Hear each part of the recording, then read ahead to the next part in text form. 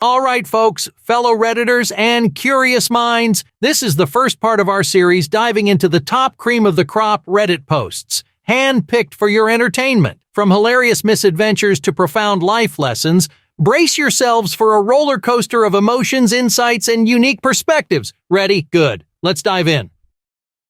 Story 1. I have a small group of close friends, all males around the age of 25, that I hang out with almost every day. We've all known each other almost all our lives, and recently we got a new addition to our group, John. I never really liked John. He was rude, obnoxious, and would always talk like he knows everything. He was also incredibly pretentious. A friend of mine said Einstein once, and John interrupted him to say, "I have no idea who you are talking about. Do you mean the renowned scientist Albert Einstein?"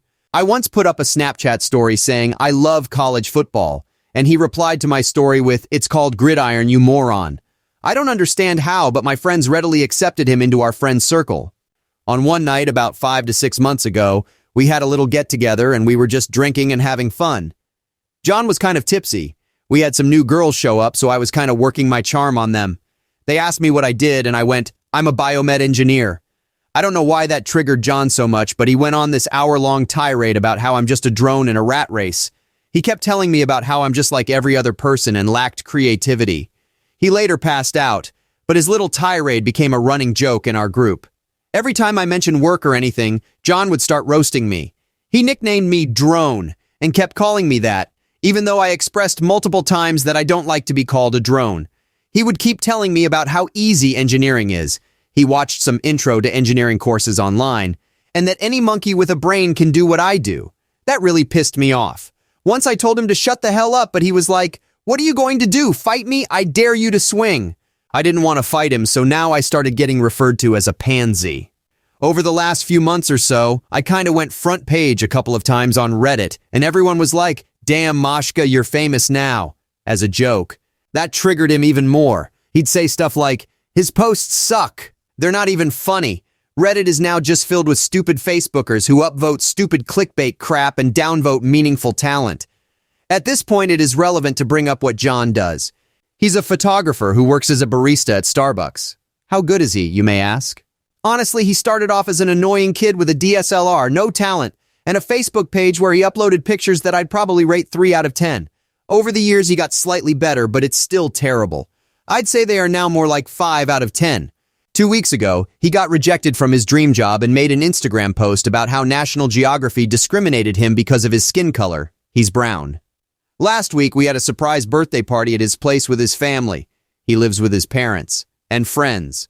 At the party, I apologized to him. I hadn't met him since the post and said, "I'm sorry you didn't get National Geo." To which he got angry again and said, "I'd rather eat my own poop than be a drone like you. What I'm doing is making real art, and it's something your robot brain won't ever understand now or in the future, so I actually feel sorry for you." He said stuff like this in front of a girl I was with who got so enraged that she left and told me to tell them that she's sick or something. That's it. I freaking lost it. We were handing out mics to talk about our favorite memory with John, and I took that opportunity to say, "Well, John, your pictures freaking suck. No wonder Nat Geo rejected you. You're a 27-year-old barista with no college degree, mooching off your parents and taking worse pictures than any jackass with an iPhone camera. You're not going to amount to anything in life, so just..." I got cut off right there. His dad grabbed the mic and shoved me. John came charging at me, but everyone just held him back. The rest of the guys were like, "Get him out of here," and I got kicked out. No one has talked to me since the incident, and John blocked me from all social media. Our group chat has been pretty silent too. John also apparently made a roast post about me. I don't know if I should apologize to him or not. I know John is an a-hole, but am I the a-hole in this situation? Story 2. Last week, a new colleague, Kathy, 33, female, started at my 25 female workplace. She instantly stood out in the team because she seems like someone who is very, loud and assertive. 2 of my colleagues and I were having coffee in the break room with Kathy. We were the only ones in there and we were sitting far apart when the subject of travel was brought up. My colleague said she wasn't booking trips anymore because it'll probably get canceled because of Corona anyway. Kathy immediately cut in about how sad she is because she travels so often and she goes on these far exotic trips to Europe as her hobby. When I think exotic, I think the Bahamas or something instead of Europe, but okay, cool, I guess. Kathy then jokes about how all this no-travel business is making her fear that she'll lose some of her foreign language skills. I asked what languages she spoke. She claimed to be fluent in 3 European languages, among which were French and Dutch. Kathy said she was at a native speaker level, and went on about how people in Europe were always surprised when they found out she wasn't from there. I was excited because I never get to speak Dutch over here. I was raised in Belgium, which has 3 national languages, French and Dutch, which are my mother tongues and the most commonly spoken there, and German. It's quite common to be pretty fluent in at least 2 out of the 3 languages in Belgium, because you're required to learn them at school, along with English, from a young age. I told Kathy, "Oh, fun, we have something in common then." In Dutch, of course. She immediately pulled this sour face and asked me if that was supposed to be Dutch. I said yes. She laughed awkwardly and said she couldn't understand because I have a terrible accent and must not be that good at speaking it. Now see, I don't have an accent. I speak Dutch more fluently than I speak English. I told Kathy that I grew up speaking Dutch and speak it to my family all the time. She got miffed and asked what languages I speak and where I'm from. I told her I'm from Belgium, so I also speak French, and I added, "Which you just said you speak as well. Cool, we can speak French instead." I acknowledged that I was a bit of a dick here because by that point I knew she probably lied about speaking French as well. She then shoved her chair back and angrily got up, said whatever, and stomped off. It was awkward. My other colleagues just kind of shrugged and said she shouldn't have lied. However, she later approached me and told me I embarrassed her by acting superior about my European heritage. I told her there was no way for me to know she'd lied about speaking those languages. She rolled her eyes and told me I was immature. A colleague told me that Kathy had called me a little B-word who enjoys bullying new colleagues behind my back later. I don't think I was a bully at all, but I don't want this to turn into a huge thing. Do I just apologize to keep the peace? Am I the a-hole here? Story 3. I am an RN. A few years ago, I was working at a walk-in clinic in the middle of downtown in a large Canadian city. Now, as a walk-in clinic nurse, I am used to a lot of entitlement from patients. Those who believe that they can jump the line of other people who have been waiting for 5 hours to see the doctor simply because their symptoms are more important. Those that don't understand that when we say we have closed registration early in order to be able to close at our official time of 9:30 p.m., because they can't be seen even if it is only 8 p.m. when they come in. Those that have become verbally, physically, and sexually abusive towards me if they don't get their way, etc. A lot of the doctors that worked with me seemed to have a lot when faced with patients' ire. So if I told the patients that they couldn't be seen due to the clinic policy of wanting its employees to actually get sleep before having to come back to work the next morning, they would attempt to go around me and appeal to the doctor who would inevitably cave. This angered me on a lot of levels. Firstly, these doctors were simply rewarding this disgustingly selfish behavior by capitulating. Secondly, they were lending credence to the belief that a lot of patients had, that I was a mere subordinate to the doctor and not my own autonomous practitioner. Thirdly, I was nurse manager of this clinic. The doctors were on call at the behest of the clinic and as such did not technically have authority upon our hours as nursing staff and receptionists. Fourthly, we are supposed to act as a united team. So one particularly trying night, a lady came in with her toddler child. She came in at around 8:45 and we still had another 2 hours of people waiting to be seen. We had closed registration at 6 p.m. and were not accepting any new patients. I am in the back of the clinic performing a wound cleaning when the receptionist calls me and asks me to come up front as there is an aggressive patient demanding their child to be seen. So I head out to the front.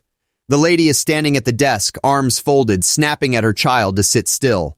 I glance at the child who is sitting on a chair, swinging their legs and babbling away happily to anyone who will listen. Eyes bright, smiling, laughing. Doesn't look unwell, I think to myself as a cursory assessment. As soon as the lady sees me with my stethoscope, she launches her tirade. "Doctor, my child is extremely unwell. She has asthma and can barely breathe. She needs to be seen immediately." I glance deadpan back at the child who is singing loudly to herself. I look back to the lady. "She doesn't seem to be in distress, ma'am." The lady tenses up and stares at me as though I am a complete freaking moron. "Well, where the hell did you go to medical school?" she inquires with the auditory level of banshee. "Kids show very differently than adults when they can't breathe. What are you, 12? I walk over to the child and place my hand gently on her back. I count her respirations as she falls quiet under my touch, and I observe her scapulae as they expand and contract, indicating full chest expansion. I listen to the smooth sounds of her inspiration and expiration audible even without a stethoscope. I observe the moistness of her conjunctivae as she rubs her eyes, and I see the glistening wetness of her tongue as she licks her lips. She's well hydrated. I'm not a doctor, I am a nurse, I say, as I plug my stethoscope into my ears and begin to listen to the child's lung fields. Of course you don't know what you're doing, she yells. I didn't bring my ill child to see some stupid nurse. I demand to see a doctor now. She needs to go to the hospital, and if she gets worse, I'll have your license. Child's lung sounds are perfect. I lean down and smile at the child. How are you feeling? I ask her. She wants my stethoscope. I hand it to her. I'm bored, she says, understandably. I look to the lady. Registration closed some time ago because, as you can see, we have many patients to see and will end up being here past closing. I'm afraid that we cannot see your child today. Based on my physical assessment, I cannot triage her up the line as she does not seem to be in respiratory distress. There are several hospitals close by that I can direct you to if you wish. A slow purple flush begins to crawl over her features. I smile blandly at her as I await the inevitable storm that's about to erupt. She walks up to me and leans into my face. I stand my ground, staring non-committally back. The rest of the waiting room is staring intently. Get the freaking doctor! The doctor is seeing patients, ma'am. I cannot interrupt him. My child is going to die because of you, you disgusting, low-educated piece of filth. Get the freaking doctor! I'm about to repeat my previous statement when I suddenly hear a slight cough behind me. It's the doctor. Internally, I sag. Great. He's going to usher them in, and I get to look like an idiot in front of everyone again. What seems to be the problem? He asks, staring quizzically at the lady. She rushes over to him and clings to his arm. Oh, thank God, doctor. My child, she has asthma. She has run out of her puffers and is in an attack. This, nurse refused to let her see you. The doctor stands there, resolute, and disentangles his arm from her vice grip. He takes a cursory glance at the child who has begun delightedly listening to her own stomach with my stethoscope. He then walks over to me. Now this is a doctor whom I have not met before tonight. I prepare for the worst. Nurse, I assumed you performed triage? I nod. Yes, I say. I do not see any evidence of respiratory distress. Lung sounds? Non-adventitious, I say. Fancy way of saying clear. Mucous membranes? Fancy way of asking about hydration status. Pink, moist. Capillary refill? Fancy way of asking about blood flow. Immediate. The doctor turns towards the lady, and this is when I realize that he has been watching this entire exchange from the beginning. I am calling you an ambulance. The lady blinks. What? Why? You said that she needed to go to the hospital. If that is what you think, you know your child better than I do. I'd rather be safe than sorry. The lady looks nonplussed. But, the nurse said that she isn't in distress. The doctor smiles humorlessly. What, this nurse right here? The one you were accusing of negligence and lack of knowledge? I trust this nurse's assessments. She has been very perceptive and professional for the long night that I've had the fortune to work with her. However, she, like myself, cannot know the intricacies of your child's history. It would be negligence indeed if we were to dismiss your concerns as a parent. Nurse, please call the ambulance. Unable to keep the massive grin off of my face, I walk to the phone. The lady is trying to argue with the doctor who is walking away. Best of luck to you, ma'am. I am sorry that you have had to wait so long, but it's best that we leave this to the professionals, And a shame it is too, as this is flu season and all of the emergency departments are full to bursting with people waiting to be seen. Prepare for a very long wait. And with that, he returned to the examination rooms. I hung up after exiting the call with EMS. The lady was visibly shaking. A few smiles littered the faces of those watching. EMS should be here shortly. If your child's status worsens, please have my receptionist call me back out. Have a good night, ma'am. Vindication has never felt so sweet. Story 4. A bit of background. I work in marketing and manage a number of client accounts for the business. And I'm in charge of a team of account managers. I'm a minority shareholder in the business, so, of course, it's in my interest to ensure that the business operates efficiently and effectively. As one of the longest-serving employees when I was given my last promotion, part of the package was that I got shares in the business, as I would be one of the most senior members of staff. It works out that I own about 5 to 7% of the business. Can't recall the exact share division. As a shareholder, you'd expect that the managing director, let's call him MD, would understand that I genuinely want the best for the business, but instead does not take me seriously at all, and frequently goes out of his way to undermine me. So last week I was supposed to come back on Wednesday following the Christmas break. Unfortunately, the week I was due to come back, I fell ill and lost my voice, as well as other issues that meant I couldn't make the journey into the office. I did the standard and messaged the MD as well as HR to inform them of what the situation was. We'd recently upgraded to a new project management system that needed a little bit of manual TLC in order to make it work automatically, if that makes sense. So I figured I'd take advantage of my illness and just vegetate in bed and work on this project management system. At about midday, I get a text from the MD which read, "Hi OP, as you know, I would like to bring insert name of large travel company on as a client. As they'll be your future client, I would like you to jump on a Skype call with them this afternoon." The subsequent paraphrased conversation, me. I couldn't possibly do that. As you know, I have lost my voice and I'm currently in bed working on the project management system. MD, no, I need you to do this. It's very important. Me, I have already advised you that this will not be possible. I don't need to work on this system today as officially. I'm ill and have no requirement to work at all as you're aware, so what you're asking is unacceptable. MD, I don't care. You may be a director, but you're still an employee. I'm sure your dividends are likely to be affected if we were to lose one of our largest potential clients. Now, finally, I know I'm sorry, it's time for the malicious compliance. Obviously, I don't want my dividends to be affected in the next quarter, no matter how much of an open-ended threat that was. So I call the procurement manager of this large travel organization. I don't turn my camera on, and I explain via text input what the situation is. We try our hardest to communicate, them talking via the microphone and me communicating via the chat function. We mutually agree that this is going nowhere, and they agree that I shall call them back when I'm well. However, the next day I'm still ill and get a message from the MD saying that I need to go in the office for a priority 1 meeting. Essentially, what that means is that even if you're on your deathbed, you're expected to dial in remotely or go into the office. As I walk in, the MD, the HR director, and the business development director are sat waiting for me. I immediately know that this is regarding yesterday. There's no other reason for the HR director to have crawled out of his cave. I'm told to sit down and the MD looks incredibly unhappy.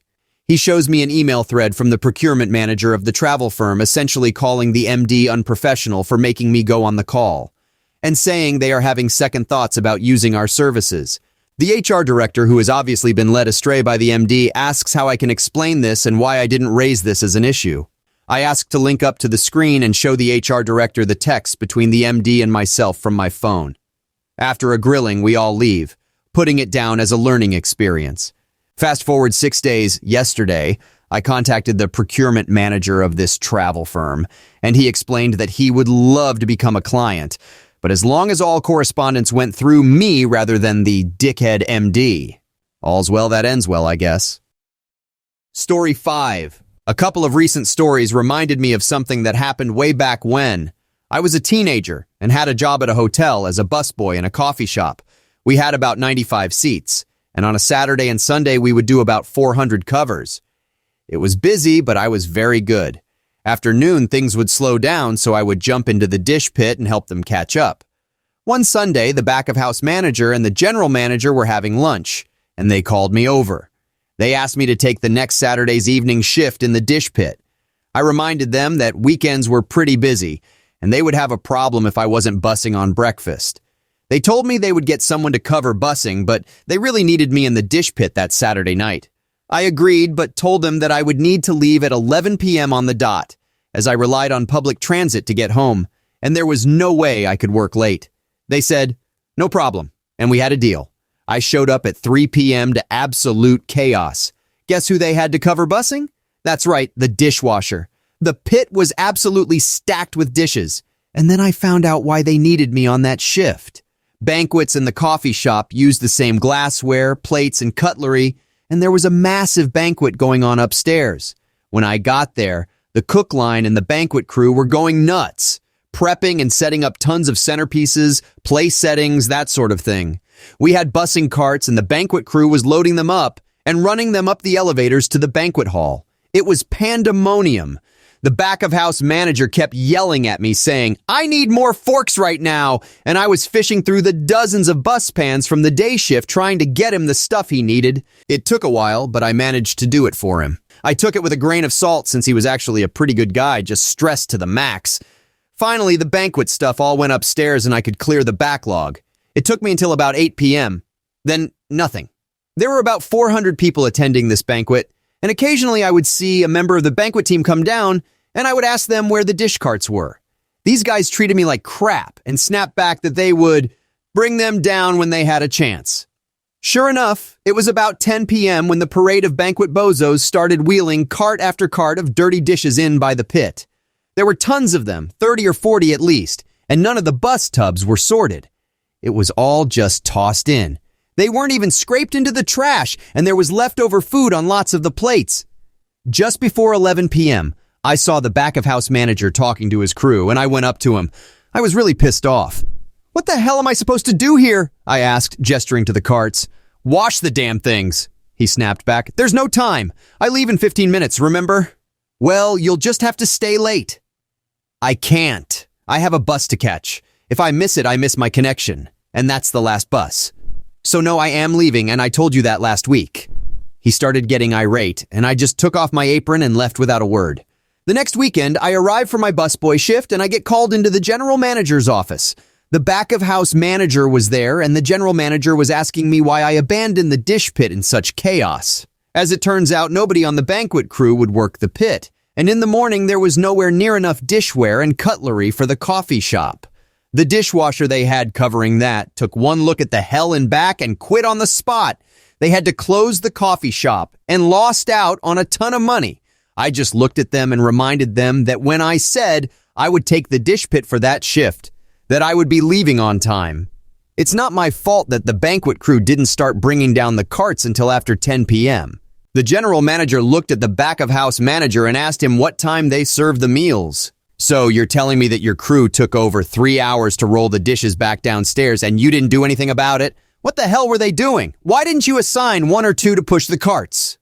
Then I pointed out that all the carts weren't sorted and that the plates weren't even scraped.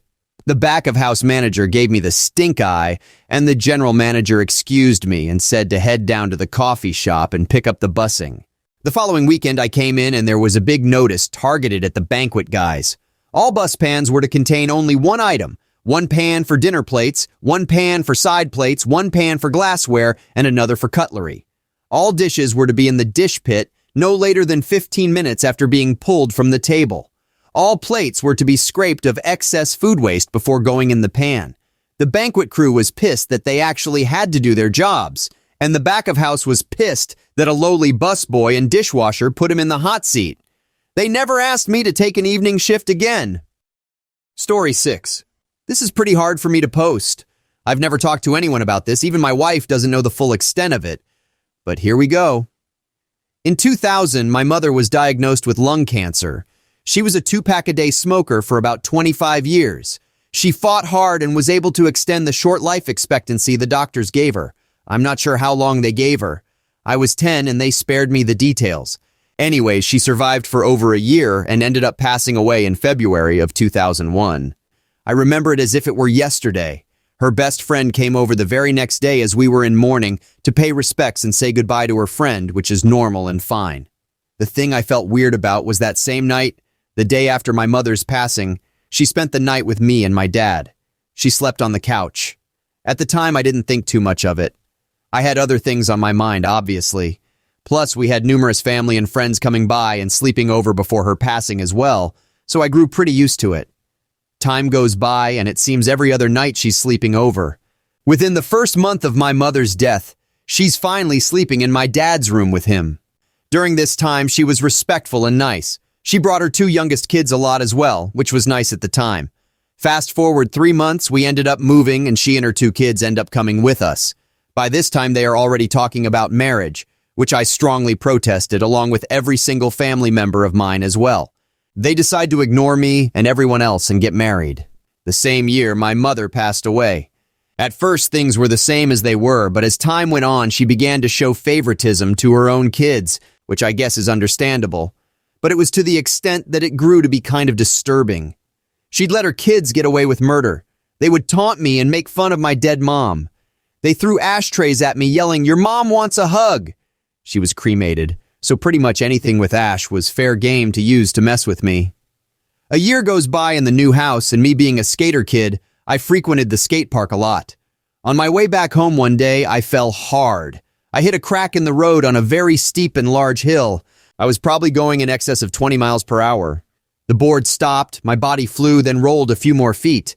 I was barely able to move, but managed to hobble back, cradling my arm like a baby and screaming at the top of my lungs the entire way home.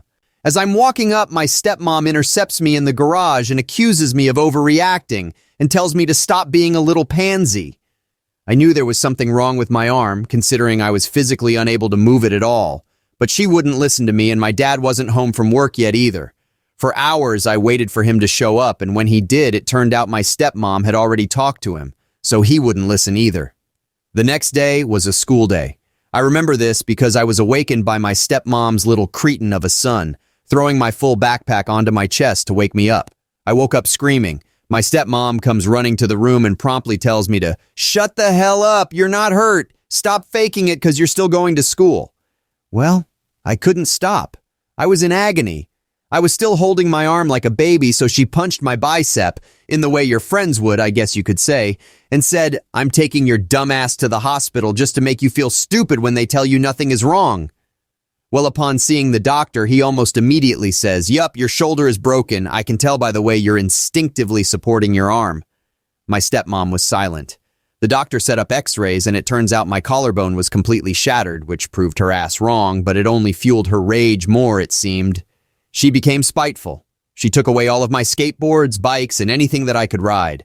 My arm was in a sling, so it wasn't like I could use them anyways. But she had no intent on giving them back to me. In fact, she gave them to her own son. Even my own dad said it was for the best because I've shown to be irresponsible with them and I can't use them correctly. The only thing I was able to do was play video games. Barely, considering my arm was completely bundled up. Another few months go by and my arm is healing up good and we all go on an easy hike in the desert. We find and pick some wild cactus apples. Excited and eager, I started eating one with the help of my dad. Turns out there were little mites in the fruit, and I contracted scabies. Half of my face swells up in the most morbid of ways. I couldn't talk right and couldn't open one of my eyes. I was totally messed up. My older sister, that I just realized I haven't mentioned at all yet in this post, came to visit me with my 2 nephews. She drove 3 hours just to hang out with me and see how I was doing. As soon as she sees my gruesome swollen face, she screams in terror, grabs her kids and leaves. Needless to say, it made me feel even worse, but I understand. She calls my dad, urging him to take me to the hospital. But my stepmom again refuses, saying it's not that bad and that all I need is a nice warm washcloth. Well, 2 weeks go by and the swelling is reduced, but not completely gone. My sister threatens to call the cops if they don't do something. So my stepmom again tries saying she's gonna feel dumb when it turns out to be nothing. Well, this time doctors say at this point they can't tell what it is. Scabies was the most likely considering the symptoms from what I was told. They said that I should have been there 2 weeks prior when I couldn't open my eye. My stepmom takes this as a win. More time goes by. More crap happens with my stepmom. CPS is called and I'm interviewed. Nothing happens with that. The holidays were ruined by her kids. Yet I was to blame. I ended up basically being the Cinderella of my house at this point. My bed was even moved into the laundry room. 1 year the pipe burst and my room flooded up to 8 inches. Nothing was done about it. Eventually, when I was about 14 years old, I worked up the courage to tell my dad what I thought about her and how she treated me. Well, I guess by this time he was so tainted by her that he began talking like her. He said to, "Get over it. She's not mean. You're just trying to antagonize for the sake of drama." I told him if that's how he feels, then I'm moving out to live with my sister. My sister agrees and I move out. Life was good for a bit till I started missing my dad. I felt like I failed him. So after 2 years living with my sister, I decided to move back in with my dad. Almost on arrival, my stepmom starts her crap all over again, saying comments like, "Great, more unneeded doctor visits," or "No skateboarding, don't want your sister calling CPS again." It was actually my aunt that called, I found out years later. On the day before my 17th birthday, I will never forget the words that came out of her mouth. I was getting breakfast and made a comment on how the house was starting to reek with cigarette smoke. I'll admit, at this point I was a bit snarky, but I said it to myself. My stepmom wasn't in the room, but she heard me all right. She storms in and tells me, "If you don't like it, go back to your sister's house. Or did she kick your whiny butt out and that's why you're back?" I snapped back.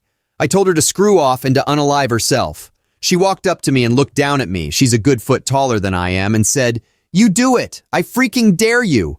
I stare at her in disbelief and she starts laughing.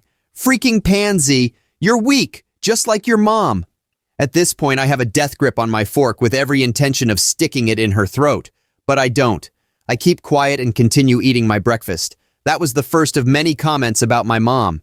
It seems she took a page from her own kids that used to say very similar insults. Only thing is, she was supposedly my mom's best friend. I called her out on this and she tells me to screw off and end myself. Because of the years of mental abuse, I became depressed. Unaliving was on my mind a lot, and she knew it. She egged me on a lot, telling me to say hi to my mom in hell when I get there. She would get drunk and say the most horrible things like, "I hope Satan makes your mom put cigarette butts out on your face for eternity." Eventually, I ended up finding my dad's gun after a few days of snooping in his room when no one was home. I hid it in my room and kept telling myself on repeat, "Next time she's blind drunk, that's my moment." Well, a friend came over one night and we began talking a bit. I told him I was fed up and that I had a plan. I didn't go into details, but he's a smart person. He was able to figure out what I was planning pretty easily. He began crying to me. He pleaded for me not to go through with anything and to move back into my sister's house.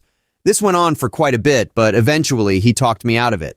I showed him the gun and he snatched it so fast and took off out of my house and down the road to the lake. He tossed that mother fricker as hard as he could into the water. Somehow seeing that made me feel better. Anyways, I realized this is pretty anticlimactic, but after that I just ended up moving back in with my sister. No one in the family has any contact with my dad or his wife anymore, and at this point, I think that's his choice. It's been over 10 years since then. I've moved across the country to numerous different states, and I've made a career and name for myself. I got married to my dream girl, and we have the best little girl together. Things could not be better. Last I heard, my stepmom's 2 youngest kids are in rehab centers, and she had a massive heart attack that almost killed her. It surprised me that she even has a heart. Karma, I'm guessing? Anyways, that's my life. Take what you want from this whole thing as you will. I'm just glad to get this off my chest one way or another, and I'm grateful that I had an amazing friend that was able to help me out of my darkest of places. Story 7. This is a story of a jailbreak that actually worked. For a minute. This was years ago, and I will not tell specifics and I will use fake names, but this is the most epic screw-up I have ever heard of, and it was me that screwed up. I was in the military, but we were stateside. There was a group of fellow buddies with me. This was the night we all learned what a Jaeger bomb shot was. We had round after round after round after round. The night went by extremely fast, and my friend Brian decided he would drive myself and my roommate home to our off-base appointment. We left the bar, and it was not long before we were pulled over. Turns out that a sedan having 3 21-year-olds leaving a bar at 2 a.m. near a military base is suspicious. The police officer knew we were all drunk when he got to Brian's car window, and we all admitted to it. The police officer gave Brian a breathalyzer test, which he promptly failed. The officer handcuffed Brian and put him in the back of the police car. The officer then asked myself and the other passenger, who again was my roommate, if we would like to take a breath test and see if we were below the legal limit. That way, one of us could drive Brian's car to our apartment so that it would not be towed, which would save Brian the impound charges. We took our breath tests and promptly failed. This is when things begin to get weird. The officer left us with Brian's car with the car keys also. The officer drove off with Brian to take him to the local jail for booking. To this day, I don't know why he left us with Brian's keys. From the time the officer pulled us over, it had been approximately 20 minutes. My roommate and I had an oh-so-bright idea. Public service announcement. This is a good time to mention that this took place several years ago, at a time when DUIs were only just beginning to become a serious offense and driving under the influence did not hold as serious a punishment as they do today. We were young and very stupid, and I do not condone anyone driving under the influence of any mind-altering substance. In fact, I am extremely happy that none of us hurt anyone that night and that I can talk about this obnoxiousness today. I do not take lightly the danger we put ourselves and others in that night. This idea was followed by several ideas that escalated very quickly. You see, my roommate and I were military police officers. We felt bad that we let our friend drive us home and he got into trouble. With an extreme lack of judgment and against all of our common sense, we decided that we would drive Brian's car back to our apartment. We didn't have far to drive, but this doesn't excuse the absolute stupidity that we were acting upon. At some point between the time we started driving Brian's car and the time we arrived at our apartment, my roommate and I came up with a grand plan of how to get Brian out of jail. This was a multi-staged plan, and I will break it down. 1. Get Brian's car back to our apartment. 2. Brush our teeth and put gum in. 3. Shave and get into our military police uniforms. 4. Attach our guard belts to our waists so that we looked like we were on duty. 5. Call my precinct on base and inform the dispatch not to call the jail that Brian was at. Every night my command would call every jail in the area to check for military members so that we could take custody of them. I knew who was working dispatch that night, and that person just so happened to owe me a big favor. I made it clear that I would not explain why I was asking dispatch not to call this specific jail. Dispatch agreed not to call. 6. I called the jail Brian was at and told them that it was my command and that I was checking to see if any military members were in their jail. They stated yes, and stated Brian's name. I asked if it would be okay if we come and take Brian into custody. They said yes. 7. Switch cars. Leave Brian's car at our apartment and drive one of our own to the jail. 8. One last pep talk and walk out the door. We arrive at the jail and it's around 4 a.m. and very quiet. No other cars in the jail parking lot. We go to the jail entrance and ring a buzzer. A corrections officer speaks to us through an intercom system. I speak into the intercom while looking into a camera and I inform the corrections officer that we are there to take custody of Brian. They said okay. It took about 25 minutes before we heard anything further, and as you could imagine, we were scared out of our minds and it felt like an eternity. It felt like the exact fear you would feel if you were trying to break a friend out of jail. Go figure. Then without warning, a loud buzzer sound goes off. The large, thick metal door in front of us slides open, and on the other side, we see 2 corrections officers. And Brian in handcuffs. I've never personally seen a ghost, but at that moment, I knew what a person's face would look like if they ever had seen one. Brian's jaw dropped and his face went extremely flush. Ghost white. I greeted the corrections officers and told them I will put my handcuffs on Brian so that they can have theirs back. Before doing so, I turned Brian around and gave him a pat down. I swapped the handcuffs and that was it. I had Brian in custody. My roommate and I thanked the corrections officers and we turn and walk away with our hearts beating out of our chest. We are walking across the parking lot to our vehicle when my roommate whispers to me, "Don't get in the car, don't get in the car." At that moment, a police officer walks up behind us and looks us dead in the eyes, then asks us, "Aren't you two the passengers of the vehicle I just pulled over tonight?" It was this moment that our hearts stopped and so did our breathing. Like I said, the parking lot was empty when we arrived. No one inside or outside of the jail had caught on to us. It just so happens that the arresting officer arrived at the jail while we were in the sally port waiting for Brian to be released to us. The arresting officer was just sitting there doing paperwork in his patrol car in the jail parking lot as we walked Brian out of the jail and to our car. I'm sure you can guess what happened next. Yep, we all got put in jail. About 8 a.m. our command actually came and got us.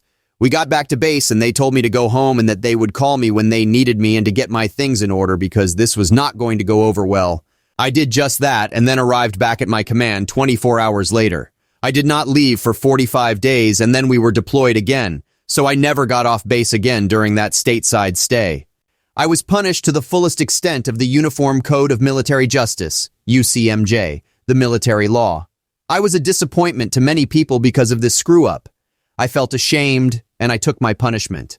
All the while, I was the most famous person at my command. I represented what it was to have your fellow military personnel's back 100%. Everyone heard about this attempt to break Brian out of jail and we were practically celebrities. To this day, I cannot figure how in the hell I had the stupidity to try and pull this off. I am proud to say that this did not ruin my military career and that I did get to serve out my enlistment and be discharged honorably. Needless to say, I have never messed up this bad ever again in my life. The military absolutely did not condone this behavior, but in some sort of way we were looked at as the most loyal friends a person could have. Our entire command had camaraderie like never before. It was crazy, insane, and stupid. However, like many other stories from my youthful years in the military, it's funny to look back on, and I'm grateful to have had the opportunity to serve with my brother in arms, even if we did mess up sometimes, like breaking someone out of jail for a minute. Story 8. My wife and I have two sons, 15 and 9. This relates to the older one. He does pretty good in school, and most teachers have nothing but good things to say about him. Apparently, one of his teachers asked him for help catching some kids cheating. The teacher left some fake test answers on his desk and pretended to go to the bathroom. Our son then showed as many people the answers as possible before the teacher came back in. Then he helped the teacher identify who had looked at the answers. We only heard about this a couple weeks after the fact. Apparently, said teacher got into some trouble because more than half your students failing an exam looks bad for you as well as them. It was only then that our son revealed the part he played, and that some kids at school were angry at him for helping the teacher. I told him that while kids shouldn't be giving him trouble about that, and I'd help stop it if need be, he shouldn't be surprised. I told him he doesn't always need to suck up to authority, and 5 extra points on the test wasn't worth getting 16 other people in trouble. He argued that they got themselves in trouble, but I still said he didn't need to help. I basically explained that to the other kids, including his friends. He's saying that he respects the teacher more than he respects them. Nobody will ever trust him after he lied like that. He thought I'd be proud of him, but not for that. All he did was lie to sell out his friends. My wife is on his side and thinks we should be happy he helped enforce the rules. She argues the kids are solely at fault for looking at the answers, and we should be proud our son helped get some troublemakers in trouble. She also thinks I'm teaching him not to respect authority, and I'm going to make him think breaking the rules is right. Story 9. I, 28 female, have an older brother, 32, who is married to my sister-in-law, 33. I get along with her well, except for this one point. If you don't keep an eye on her, she will get into the kitchen and add seasonings to whatever is cooking. She thinks she is fixing stuff, but not all foods need turmeric in it. This Saturday, I received 40 pounds of tomatoes. It took me the whole weekend to turn it into a sauce that I was planning to can. I can it plain, then add whatever seasonings and herbs it needs depending on the recipe. They came to take a bag of spare clothes for one of their kids, and in the 5 minutes it took me to get it, she managed to get into the kitchen, add salt, pepper, turmeric, olive oil, garlic powder, and Italian herbs to all 5 of the pots that were simmering on the stove. And when I asked her what she was doing, she had the audacity to say, "This sauce needed some taste, I added it for you." Like I've never told her to not touch what I was cooking before. I was so angry that I knew I couldn't be calm talking with her. So I simply walked to my brother, told him to take the clothes and his wife, and that she is no longer welcome in my house. She had followed me, was shocked, and started apologizing, but I just ignored her. I added that he should come by tomorrow to take the sauce his wife ruined, because otherwise it would be thrown away, and that I expected 40 pounds of replacement tomatoes. They left, he came back with the tomatoes, an apology letter from her, and an apology carrot cake, my favorite. But I told him that I stand by my decision. Now my parents got involved, since I am the one that usually hosts, and since she is not allowed in my house, I told them to make alternate plans for Memorial Day. My husband says that I am in the right, but my parents say that my reaction is way overblown. So am I the a-hole? Story 10. I have this friend. She lives in a trailer with her mom, sister, and nephew. They're all on AISH, Assured Income for the Severely Handicapped. All stay home all day, every day, apart from her nephew, still in high school, and do very little apart from playing cards, watching movies, buying things online, and occasionally going for walks. They also have pets. She has a large dog who is on a chain all day. She walks once every other day and barks at everything. If he's not on the chain, then he's in her room. They also have a small kick-me dog and 9 cats. 4 cats and 1 had a litter of 5 in December. The house stinks and I don't invite her over anymore because the last time I did, the stink from her clothes got on my couch and chair, and it took a deep cleaning to get it out. She has fetal alcohol syndrome and they all have a huge attachment to all animals. I have suggested that she should at least get a cable to string across the yard so he can run back and forth, but she won't. I've also suggested that a dog that size needs to be walked multiple times a day, and that the chain needs to be moved to different parts of the yard so he can enjoy grass under his feet, and the grass can grow back once in a while. I think it's a bad situation for the animals and the health of the humans, and I'm contemplating making an anonymous call to animal control for the sake of the animals. They only have 2 litter boxes for the cats. So am I the a-hole, or is this maybe a noble call to make? Story 11. So here's my story. Back in May of 1990, there was an unseasonably late snowstorm. A few days after it snowed, I was riding my bike and found a baby duckling all by itself near a river. There was no mother duck around, so I put it inside my shirt to keep it warm and brought it home on my bike. My mother thought it would die because it was so small and cold and wet and shivering, but I put it under a light, and after a while it dried off and started hopping around and peeping. It was so cute it followed me like a puppy. I called it Philip because it sounded like it was saying Philip, Philip, Philip whenever it peeped. So, after a few weeks, I figured I ought to teach it to swim and eat stuff in the lakes, so I started bringing it to a small local beach. Philip did well. He swam around and ate weeds and snails, and everyone at the beach loved him. Now this is where my troubles started. After I had brought Philip to the beach several times, the lifeguard told me that his boss, the director of Parks and Recreation, who will be known as Stuffed Shirt, had told him that there was a city ordinance against bringing pets to city parks. I tried to explain to the lifeguard that it was only for a few weeks, and then the duck would be grown up and able to live on its own, but he didn't care. I was upset. How was I going to teach the duck to live on its own? I went to the library and got out the large blue books of city ordinances and looked up the relative ordinance, and discovered something interesting. There was one ordinance that prohibited bringing dogs into city parks, and another that prohibited bringing horses into city parks, both of which I see happening fairly often, by the way, but no ordinance against bringing ducks into city parks. So I went home and called Stuffed Shirt. However, it being a weekend, he wasn't in, so his secretary answered the phone.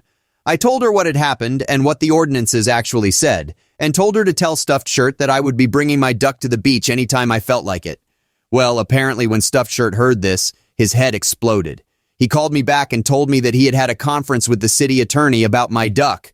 And according to him, the city attorney had decided that the law should be interpreted to refer to all domestic or pet animals, not merely dogs or horses. Then he said he had called the DNR because I was not supposed to have a duck. Now, please note the following at this point. 1. Attorneys are not privileged to interpret the law. Only judges are supposed to do that. And the law was not ambiguous such that it required interpretation. One specifically said dogs, the other specifically said horses. 2. Note that at this point, my duck was referred to as a domestic animal. Anyway, a few days later, the DNR agent shows up at my house and marches right into my backyard without ringing the doorbell and without a warrant. We will call him Butt Buddy, because I suspect that was his relation to Stuffed Shirt, as he wasn't even from my city. Stuffed Shirt had probably gotten him to come over from another city. I was in my backyard at the time feeding Philip, my duck, and Butt Buddy proceeds to read me the riot act. First, he tells me that my duck was a wood duck, which is a wild animal, after Stuffed Shirt had previously referred to it as a domestic animal.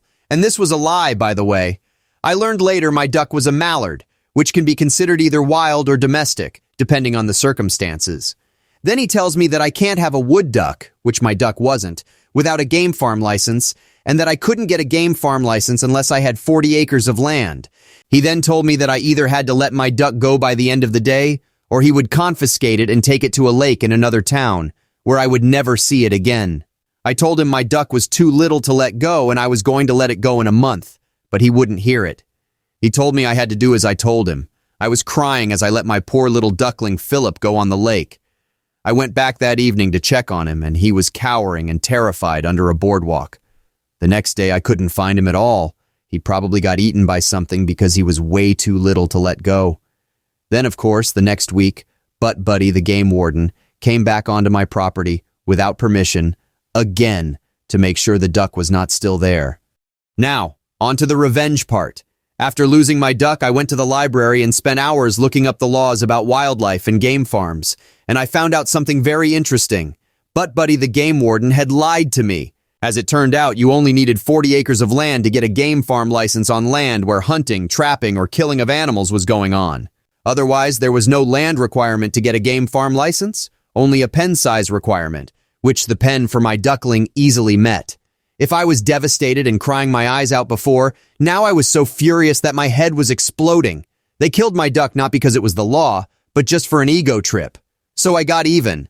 I was the town eccentric, so I didn't have any reputation to lose and didn't care what people thought of me.